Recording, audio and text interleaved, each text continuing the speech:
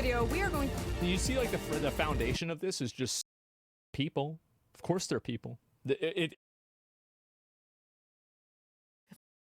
Physicists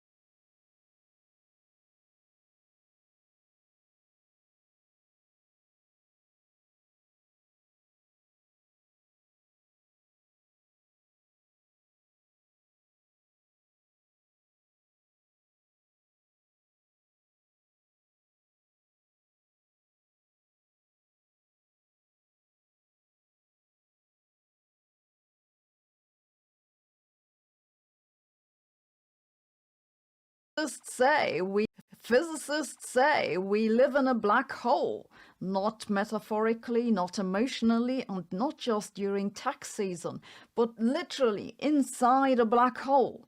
And not just this, a group of researchers has published a paper claiming that we've got the Big Bang wrong. It was actually the collapse of an earlier universe to a black hole, which we now live in.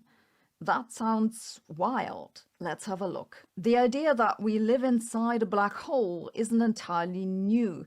The thing is that on the inside, black holes can look very similar to our universe, so similar that we couldn't tell the difference. To understand why this isn't as nutty as it sounds, I need to make a brief excursion into how Einstein's theory of general relativity works.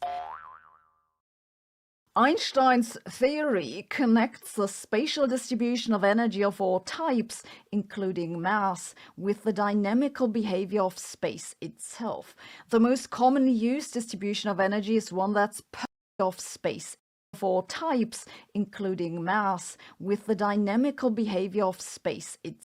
Types. Einstein's theory connects the spatial distribution of energy of all types, including mass, with the dynamical behavior of space itself.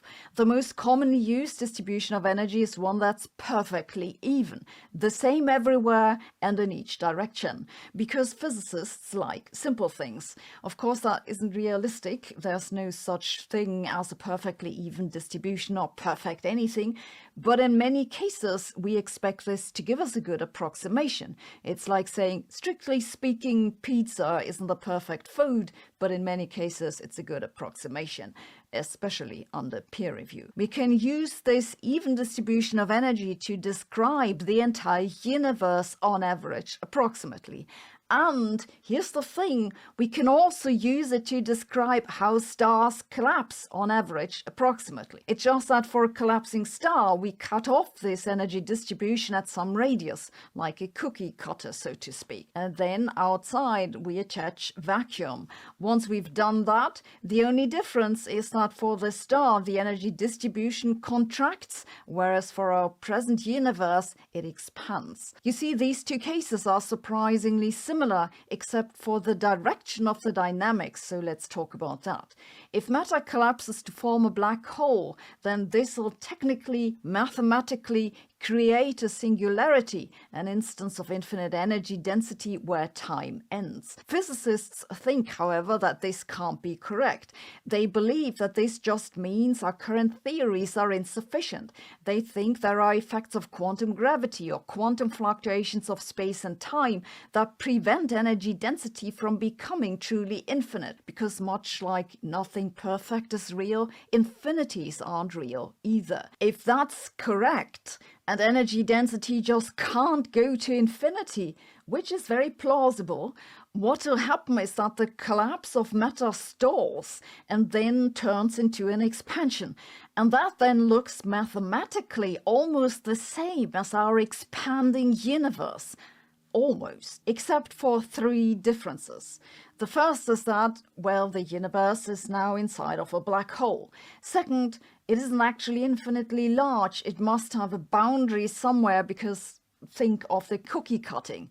And third, the space on the inside isn't entirely flat. It's like when you cut out a circle from a very large sphere.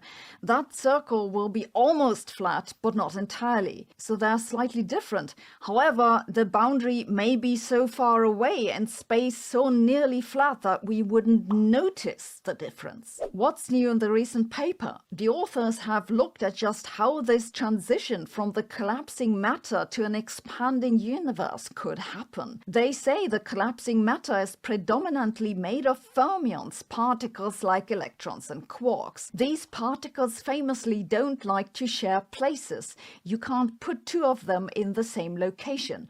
This is the Pauli exclusion principle. It's the reason why electrons sit on shells around atoms. The authors now postulate that there is such an exclusion principle at super high densities, and that's what prevents the singularity. It also generates negative pressure, which then causes an expansion. So the mechanism is this. Matter collapses inside a black hole, reaches a maximum possible density, the pressure becomes negative, and that drives a rapid expansion. This then looks almost exactly like standard cosmology, but inside a black hole. And here is the cool thing about this idea. They say that this negative pressure never goes away. It's what we call the cosmological constant. But once you identify these two things with each other, this tells you how large the black hole is. And that in turn tells you how large the curvature of space is. This means that they have a testable prediction. Our universe isn't entirely flat, and the curvature can't be arbitrarily small, so it should become measurable soon. By the way, this video comes with a quiz that lets you check how much you remember. What are we to make of this?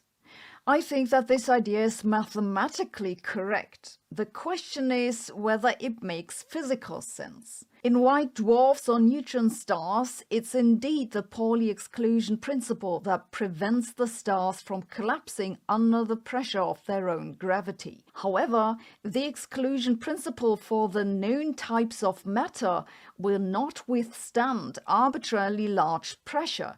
This is why black holes can form in the first place. Their gravitational pressure is beyond the threshold that the exclusion principle can withstand. So the authors of the paper must postulate another exclusion principle that's fundamental and ultimate to make it work. It's an ad hoc assumption. However, ad hoc or not, I think it's indeed plausible that quantum gravity does something to prevent singularities. So at least to me, this idea actually makes a lot of sense. On the bullshit meter, I give it a 5 out of 10 because it's actually a mathematically lean idea that's very close to standard cosmology. It's half bullshit because I don't buy the stuff with the exclusion principle. So the next time someone tells you the universe came from nothing, you can say, actually it could have come from a collapsing hyperdense ball of degenerate fermionic matter, and that'll be the end of that dinner conversation. How does that work? Why is that so? If those are questions you also like to ask, you should really have a look at Brilliant. I found it to be the perfect way to turn curiosity into understanding, one small step at a time. All courses on Brilliant have interactive visualizations and come with follow-up questions. What you see here is from their newly updated maths courses. No matter how abstract the topic seems, Brilliant's courses have intuitive visualizations that really click into my brain. And Brilliant covers a large variety of topics in science, computer science, and maths, from general scientific thinking to dedicated courses. Hello, guys and just gals. what I'm interested in. And they're adding new courses each month. I even It's me, Mutahar, and I'm researching a terror attack that's being planned on Roblox right now. So, if that idea interests you for a second, if your eyes lit up, you're like, "Whoa, what'd you say? What did you say?"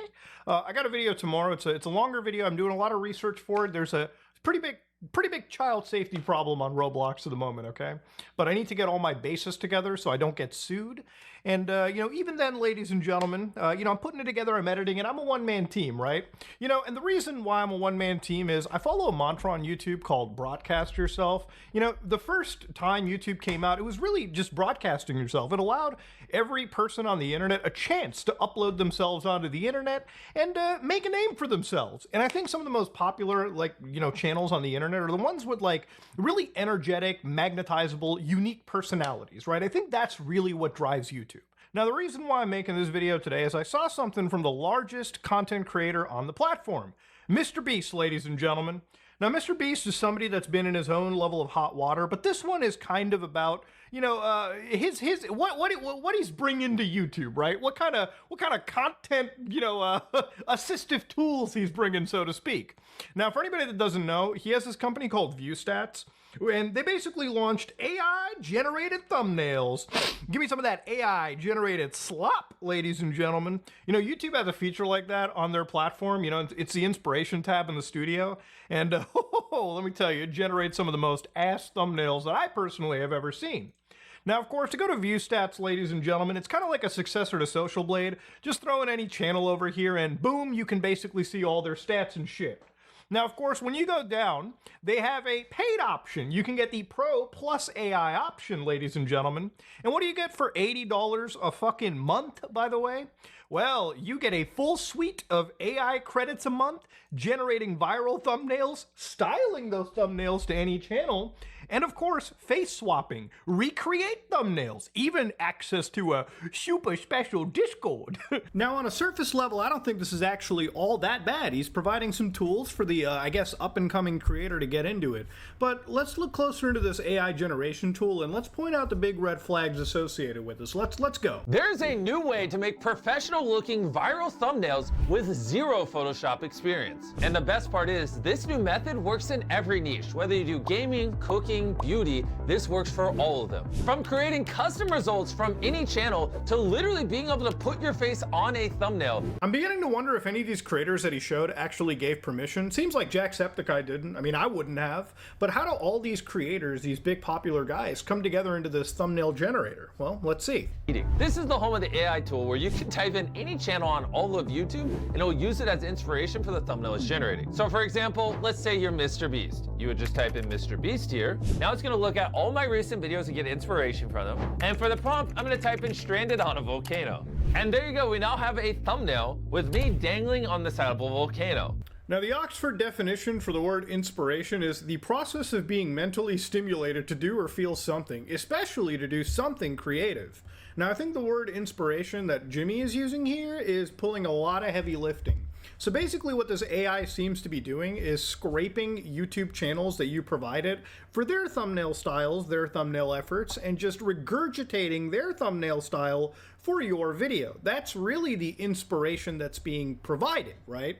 So effectively, the big problem, if you're not picking up what I'm putting down, is Mr. Beast is just straight up scraping for other thumbnails, okay? All of the other YouTubers that are putting in effort, even hiring thumbnail artists, they're the ones that are getting screwed over the most, right?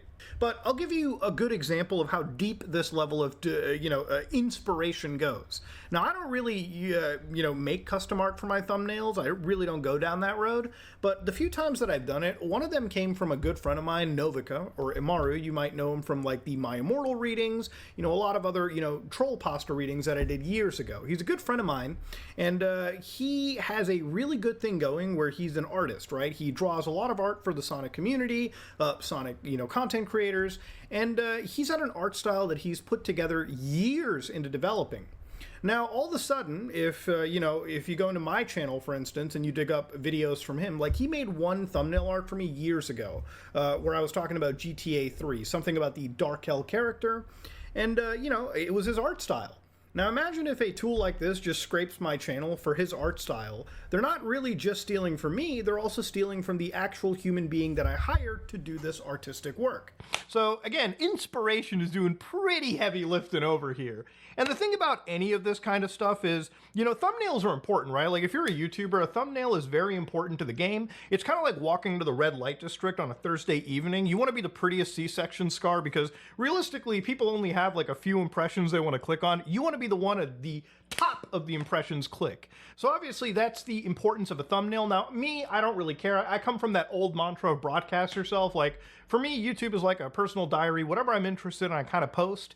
And, you know, it really doesn't matter to me. Like, I'll make a thumbnail for things that I feel need a thumbnail, but sometimes if my face works, maybe I might stretch it out a little bit, goatee style. It really doesn't matter to me, okay? I just like making what I want to make. And, you know, if I don't look at things like CTRs and like retention rates or any of the math and graphs related to it. I feel like if that was my job and that's what YouTube became, I would probably be burnt out in a matter of like, I'm not joking, weeks, okay? Because that is probably the most annoying team of part of astrophys- YouTube. But not really for Mr. Beast, okay? Because it seems like for him, content creation is more like speed running your way to actually getting virality. But let's watch more of this. Now, I have seen jizz moppers with more soul in their eyes than Mr. Beast when talking about, I guess, his brand, if you will, content creation. Obviously, this image to me seems pretty AI generated. And obviously, if it works for Beast and he's trained it off of his own content, I guess that's totally fine. Obviously, it must work for shorts. Clearly, the world's largest YouTuber knows a thing or two about virality. But the problem with this is he's created a piece of content, he's created this like system that is completely okay with inspiring itself from other people's channels, right? Now, obviously, a lot of creators are not like Mr. Beast. They put a lot of actual thought into their thumbnails. The thumbnails are part of the actual, production process.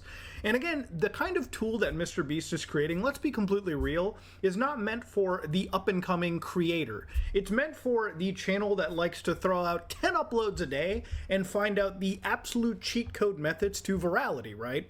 Because for a lot of content that's on YouTube, when it comes to the AI-generated slop that's out here, a channel that uploads 10 videos a day, they're okay with 9 of their videos completely getting like 5 views throughout its lifetime.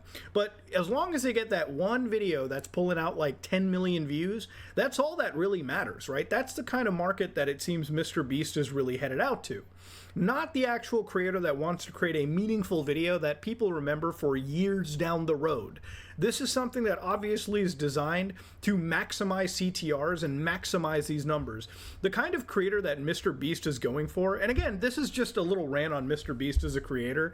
This guy seems like YouTube for him is like an EVE Online player, okay? It's not about exploring space or anything. It's about firing up spreadsheets at this point. And that's really the kind of vibe that I get that feels like the kind of creator that they're going for. Now, even if these tools are made for the actual user, I am not a Windows sommelier like many of Mr. Beast's consumers here or many of Mr. Beast's viewers.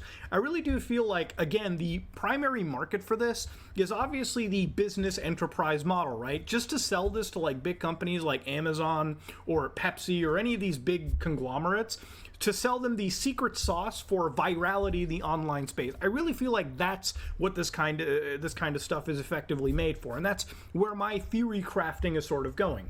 But again, I really can't peek into the mind of anybody to verify that claim, but that's just what's been floating in my head.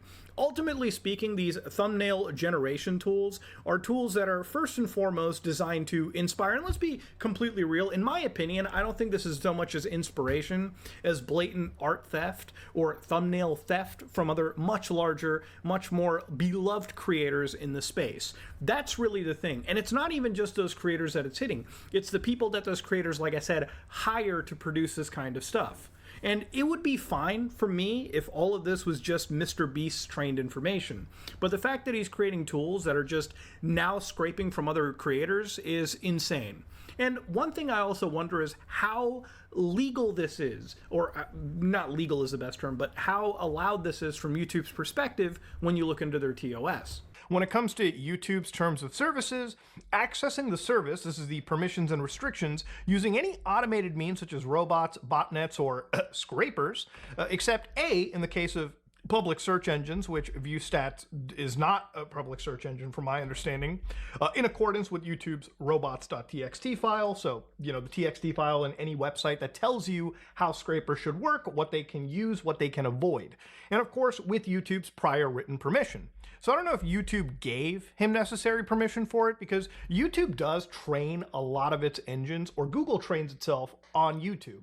Obviously, that VO3 stuff we looked at a week ago, that looks really good because YouTube is basically training that in, or Google is training VO3 off of all of the data ever provided to YouTube. Now, the thing with VO3 is obviously as content creators on YouTube, we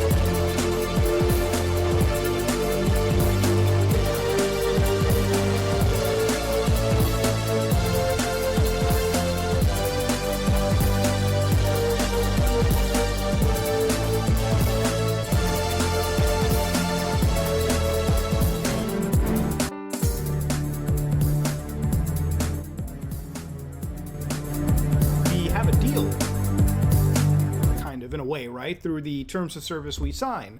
That, yes, for the unlimited bandwidth space that I guess we have, obviously YouTube is going to take their cut and they're going to be using our videos to train their big AI software. Now, if you disagree with this, obviously you can stop uploading, but YouTube also provides an option to remove our content from like AI training.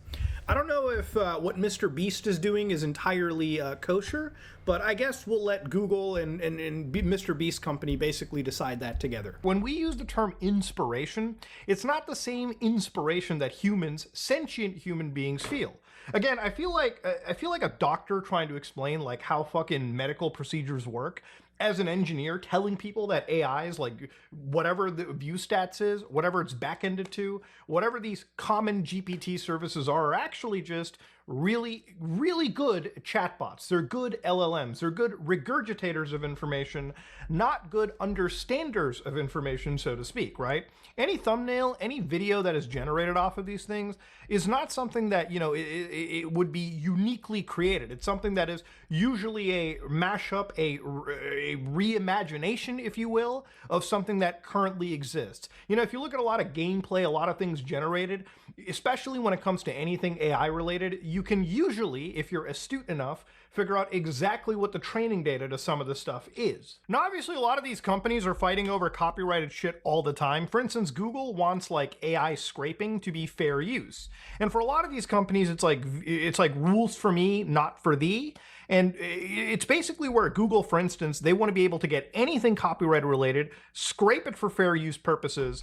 And of course, they want to do this in a way where at least the only placation they can give is we can allow you ways to opt out for entities that prefer their data not to be trained in AI systems. I mean, you even got YouTubers like David Millett who are taking actual like companies like NVIDIA to court over training AI data or training like their AIs off of like people's actual copyrighted materials, which is probably the only thing you can do. It's not, you know, the smartest thing financially or legally to do, because going up against a big company like that is usually a losing battle, but sometimes it's the only way to counter this kind of shit happening in the world. So Mr. Beast, you know, this is the same guy that famously, like in 2021, and I know this is years ago, was complaining about how a Russian channel was just taking their thumbnails and photoshopping their faces on theirs. Really like the thumbnail you're generating, but not the face on it. Don't worry, we have this face swap tool that you can click, upload a face you do like, and it will instantly swap it onto the thumbnail. To show you how simple this is, I'm gonna take a photo of my face, okay? I'm now gonna hit face swap and take the thumbnail from this to this automatically. Man, he wasn't really against it, it seems. He just found a way to profit off of it. Now again, obviously the implication here is you're just generating the thumbnail, so you can just change whatever generated thumbnail's face to whatever you want, but obviously it also allows you to upload any thumbnail you want, it seems.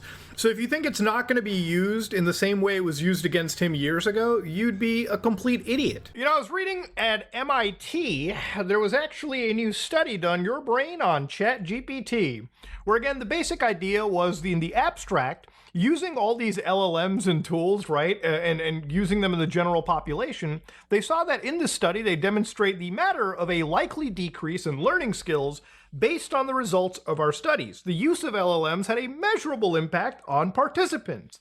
Now, obviously, this is pretty understandable. You know, if you're going to teach people not to critically think and just rely on LLM regurgitations, yeah, of course they're not going to be able to critically think down the road because you're not teaching them the skills to do it. You're just putting them into GPT as zombies. Now, when it comes to content creation and it comes to creativity, I think the same logic also applies too, right? Like, obviously, by constantly AI generating pretty much everything when it comes to the virality of your video, you as a creator are not necessarily developing the creative, you know, abilities to actually succeed properly in this algorithm, right? Or succeed in this world.